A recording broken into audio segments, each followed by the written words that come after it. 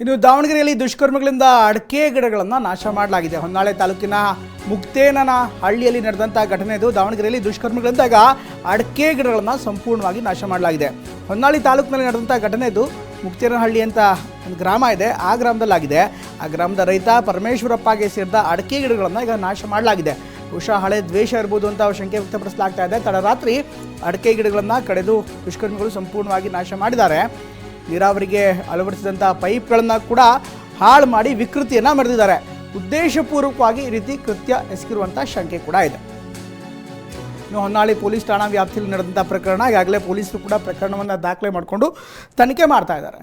ನೋಡ್ತಾ ಇದ್ದಾರೆ ದೃಶ್ಯದಲ್ಲಿ. ಈಗಾಗಲೇ ಹೊನ್ನಾಳಿಯಲ್ಲಿ ನಡೆದಂಥ ಘಟನೆ. ಮುಕ್ತೇನಹಳ್ಳಿಯಲ್ಲಿ ರೈತ ಪರಮೇಶ್ವರಪ್ಪ ಅವರಿಗೆ ಸೇರಿದಂಥ ಅಡಕೆ ಗಿಡಗಳನ್ನು ಈಗ ಸಂಪೂರ್ಣವಾಗಿ ನಾಶ ಮಾಡಲಾಗಿದೆ.